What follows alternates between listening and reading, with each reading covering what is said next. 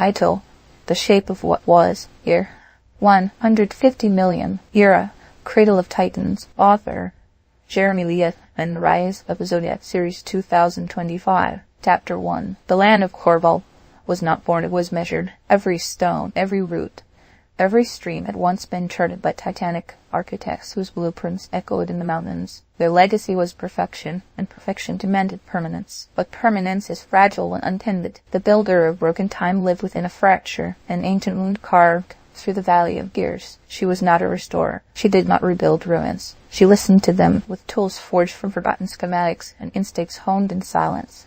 She mapped the stories encoded in broken beams and rusted bolts. Every fracture, she whispered to the valley, remembers the shape it once held and the freedom it now seeks. None dared question her until the wanderer of closed roads arrived. Chapter 2. He came with a map of places no longer found, villages that sank into myth, roads erased from memory. She asked him, "Why do you seek the vanished?" He answered, "Because they hold truths unrecorded." He showed her the hollow hinge, a gate once said to connect Corval to the wider realms. It now stood shattered, its keystone missing. The builder reached for the shards, then paused. The repair would be to restore order, but to leave it broken was to honor its change. Instead, she proposed a third way. They would not restore. They would reconfigure. They rewrote the structure with new pathways, accounting for fracture, honoring collapse. And when they finished, it didn't look like the past. It looked like truth. Chapter 3. The Council of Measure opposed them. Accountability, they said, meant restoration, rebuilding precisely what once was. But the people saw the new hinge not symmetrical,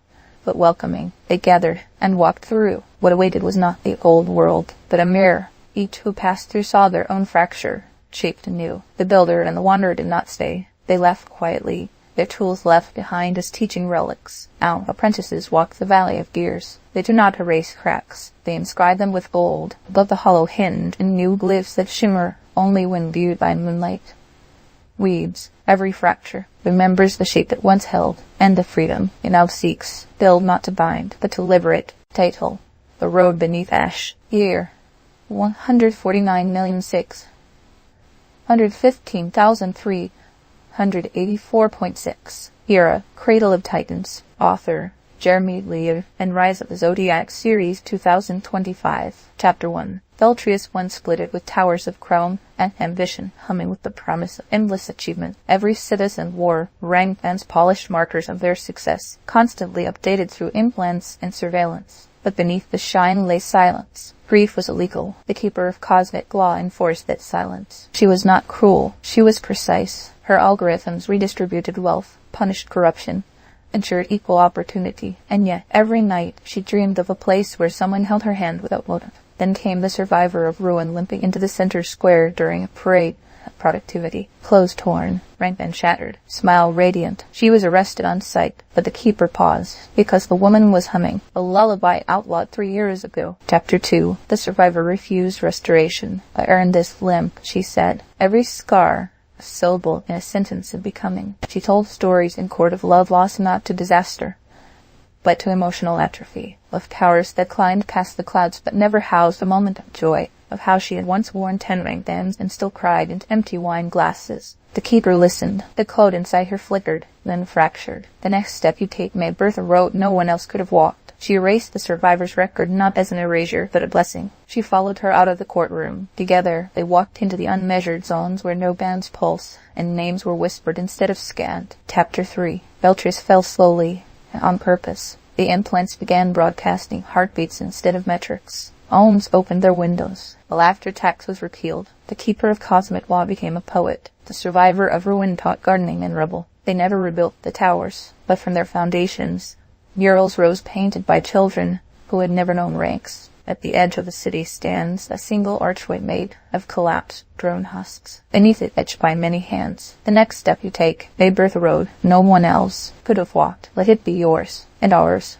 Title: The Soul-Shaped Path. Year: 149,551,281.8. Era: Cradle of Titans. Author: Jeremy Levan. Rise of the Zodiac Series 2025. Chapter 1. The village of Norvine vanished once every 7 years. No one knew why. Shimmered out of existence with its people inside, only to reappear weeks later with buildings rearranged and its folk bearing strange marks and speaking in riddles. The Council of Realms called it a chronopearl, anomaly. The skinwalker of destiny called it home. She had grown up watching the sky crack like glass, hearing music where none played, and walking paths that bent under her decisions. She wore faces not to deceive, but to understand, for her identity was a question with 1,000 right answers. Then came the veiled remedy cloaked in moon, thread and carrying a single question.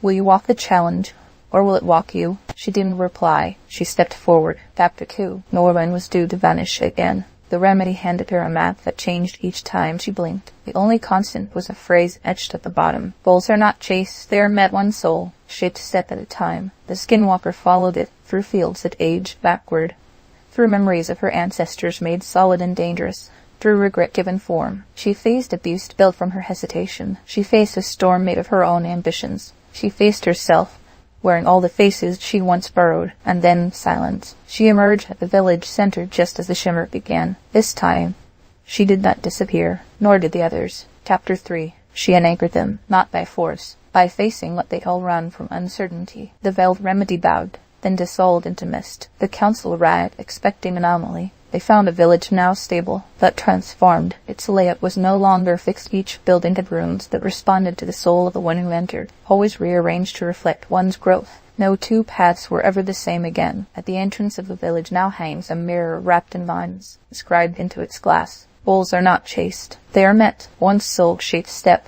at a time. Face what walks toward you. Walk back, wiser. Title: The Thorn and the Dawn. Year: 149,230,769.2. Era: Cradle of Titans. Author: Jeremy Levan and Rise of the Zodiac Series 2025. Chapter 1. In the steep terraced city of Orvan, every life was measured by how well it fit within the scroll of rolls. The scrolls stretched back thousands of years, binding each generation to the footsteps of the last. The Thorn, lit scholar, knew her role before she could read. Apprentice to the record keepers, voice for rote, memory for law. She wore her scroll like a mantle until the day she met the keeper of the last dawn. He stood outside the archives, barefoot, sketching strange machines into the dust. They say tradition is truth, he said, but truth evolves when no one's watching. She tried to correct him, but his words bloomed inside her mind like forbidden questions. Chapter 2. She began asking, why were the scrolls never amended? Why did innovation exist only in the margins? Why were creative thinkers exiled as threats? No answers came, only warnings. One night,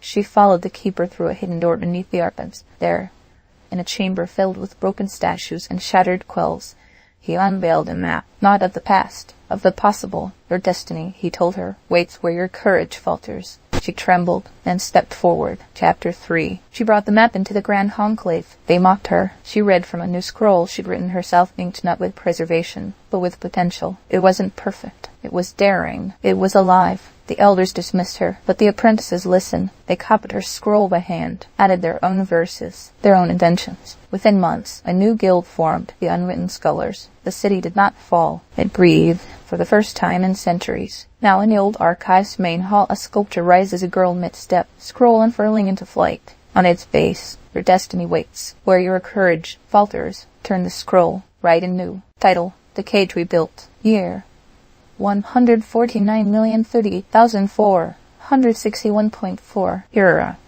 Cradle of Titans. Author: Jeremy Levan and Rise of the Zodiac Series 2025. Chapter 1. Beneath the towering glass citadel of Eridel, the future was manufactured in pieces. Policies were designed like code, clean, recursive, and efficient. Children were not born. They were selected. Education was not taught. It was uploaded. And questions were inefficient. The honor bound had once written those codes. He bore the glyphs of oath script along his spine.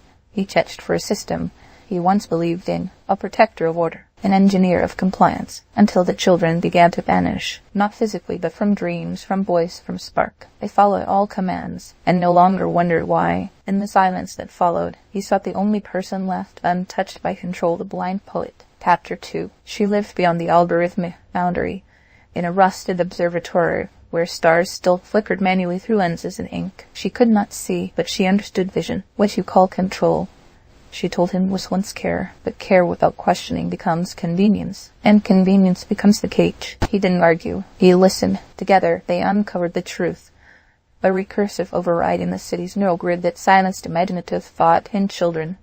for the sake of civic peace. He had written the first line of that code, and only he could erase it, but doing so would unbind generations of thought and invite chaos. Still, he chose, control will convince you its protection. Right up until it becomes your cage. Chapter 3. The code fell, and the city shook not with collapse, but with awakening. Children cried for the first time without being redirected. They painted without prompts. They spoke nonsense that made sense to them. The elders panicked, but the honor-bound did not apologize. He taught them how to rebuild not from security, but from dialogue. The blind poet recorded their words in verse, building a library of unstructured wonder. Eridel was no longer clean, but it was alive. Now above the gates, once sealed by retinal scan, hangs a banner stitched in stardust and defiance. Control will convince you its protection, right up until it becomes your cage. Break the lock, eat the key, teach the next to build better. Vital. The gatekeeper's joke. Era, Cradle of Titans, author Jeremy Levan, and Rise of the Zodiac series, 2025. Chapter 1. The city of Failmark was legendary for one thing. It celebrated failure. Public statues honored inventors whose contraptions exploded. Street signs quoted infamous misjudgments. Each citizen proudly wore a patch showing their most notable flaw. Still, everyone feared one thing: the echoer. It crept through the alleyways at night, feeding on whispers of self-doubt. The more fear you gave it, the louder it became. And when it laughed, the city trembled. Then came the whisper that endures, a jester philosopher armed with bad puns, blue socks, and a notebook of failed jokes. He arrived riding a broken unicycle into the middle of a town council panic session at Shouted. Fear is the gatekeeper to freedom, and promptly fell on his face. Chapter 2. The council voted to exile him. He wrote them a thank you poem that accidentally insulted everyone's mother. But they kept him, not because they liked him, but because the echo eater grew quieter. He started hosting thought nights in the plaza, where citizens reenacted their worst mistakes. One woman read her 8th grade poetry aloud. A man demonstrated his failed parachute made of bread. The echo eater appeared tall, shadowy, howling with laughter. But instead of fleeing, the whisper approached it. He whispered his most embarrassing story. The beast roared, then giggled, and vanished. Chapter 3. The echo eater didn't die. It changed. It became part of the flop nights, a spectral sea floating above the crowd, demanding punchlines for each misstep. The city grew bolder. Children learned to fail creatively. Elders tried the wildest designs. The whisper that endures became their unofficial failure laureate. Now at the city gates, a bronze statue of a tripping jester greets every traveler. Below it, in Wadley script, fear is the gatekeeper, but freedom, keep going. Title: The Banner of the Unheard. Year: 148,525,640.9. Era, Cradle of Titans. Author Jeremy Levan, and Rise of the Zodiac series, 2025. Chapter 1. In the high sanctums of Ultriona, truth was chosen, not discovered. The Order of the 10 Gates held the final word on all policy, speech, and purpose. Entry to the council chambers required purity of data, lineage of voice, and an oath to silence until permitted to speak. But voices have a way of growing, even when smothered. The child of the 10th gate was never meant to lead. She was born of scandal, kept in shadows beneath her mother's official biography. Her name was struck from record. Her face was not painted into the mosaic of succession. Still, she listened, and outside the gates, others whispered their own names unrecognized, but real. One among them was the wounded saint, a radical poet turned healer, exiled for questioning the hierarchy of permission. Together they plotted not rebellion, but revelation. Chapter 2. The wounded saint taught her to read what had been unwritten,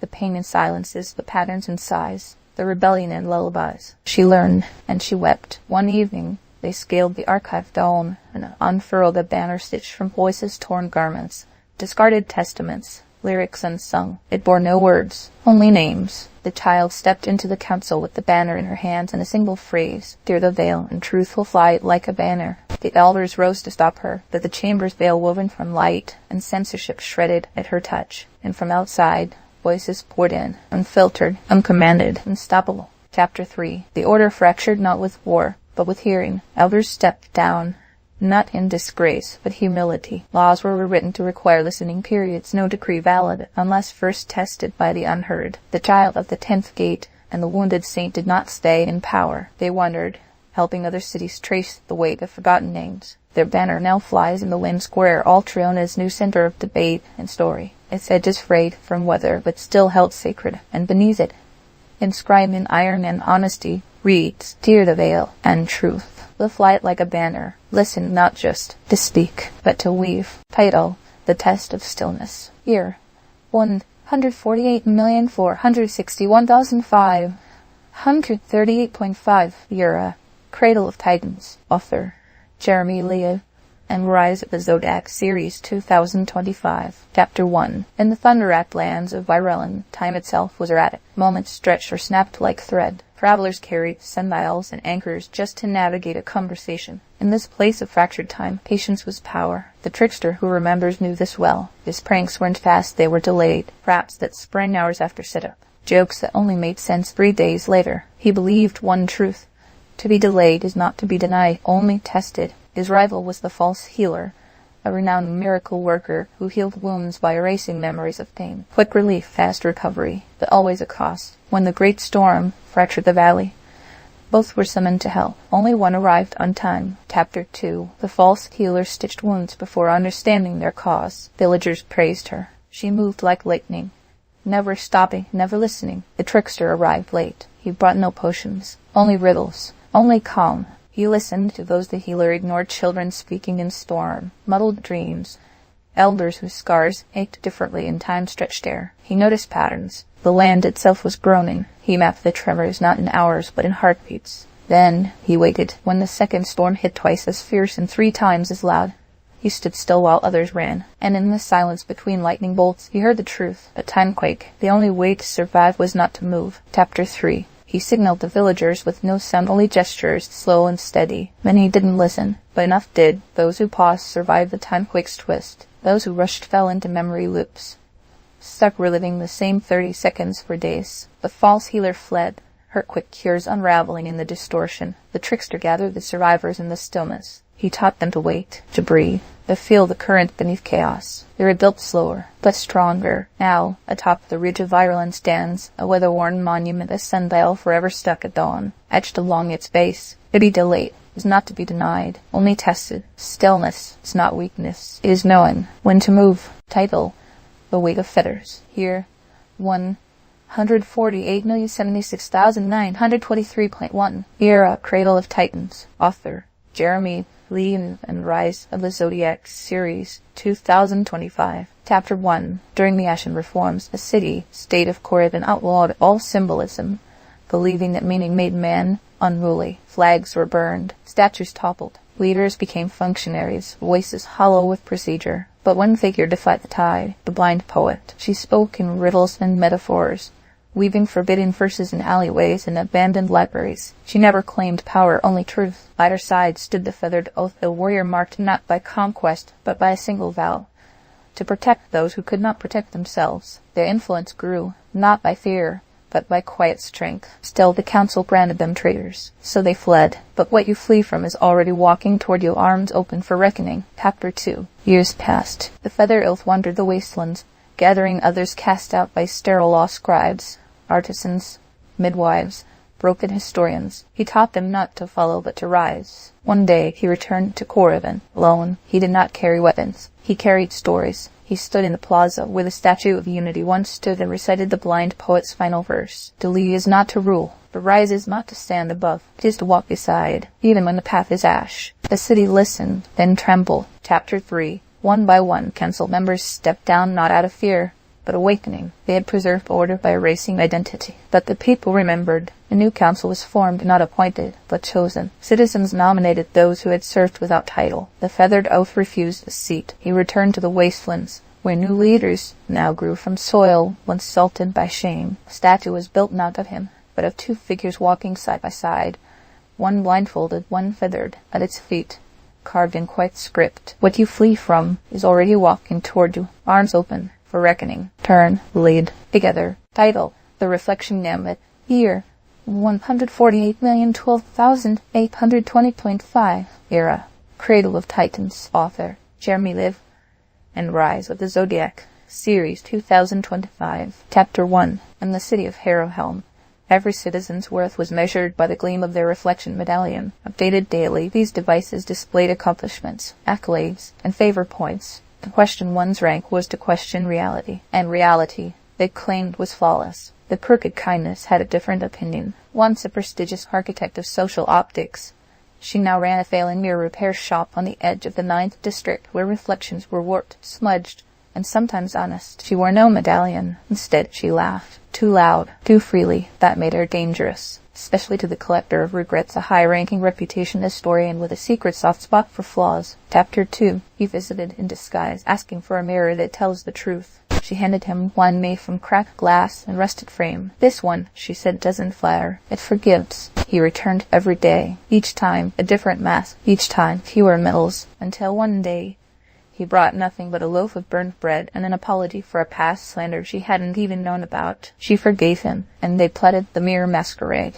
an annual gala where the city's elite would showcase their grandeur, now turned into a carnival of crooked truths. The mirrors they installed didn't reflect surface image. They revealed internal contradictions, false pride, neglected compassion, nor to kill. Chaos ensued. Chapter 3. The city didn't collapse. It laughed, and wept, and laughed again. A council of optics banned the crooked kindness, but the people made her mirrors anyway. Soon Harrowhelm had fewer medals, more gardens. The collector of regrets resigned, then returned to host storytelling nights with the crooked kindness under the old lantern tree. Above her shop now hangs a mirror framed in scrap and sincerity, etched in it backwards and bold. To change the world, start with the mirror, then laugh your way to truth.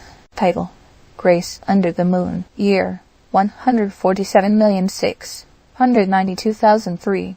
107.7. Era: Cradle of Titans. Author: Jeremy Levan and Rise of the Zodiac, Series 2025. Chapter 1. The realm of Duskvale had a problem. It couldn't agree on the problem. The Night Guild blamed the moon. The Day Guild blamed the sun. The council blamed peasants, who blamed hexes, who blamed a goat named Florin. When crop blight struck and rivers ran dry, every guild launched its own heroic solution. Sky scribes tried to rewrite weather. Underground librarians dug for forgotten rain spells. A team of elite whisperers held a summit with clouds. Nothing worked until a child wandered out of the void, and the hunter of night retired, sarcastic.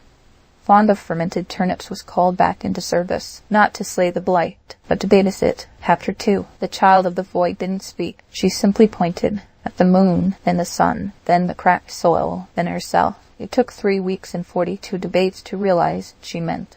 Everything is connected. The hunter of night, initially unimpressed, began watching her interact with the guilds. She had untangled scrolls, tied together mismatched plans, and used duct tape on the councilman's ego. They asked her name. She drew a spiral in the dirt. Very helpful, someone muttered. More helpful than the rest of us, said the hunter. He followed her into the center of Duskvale and held up a sign.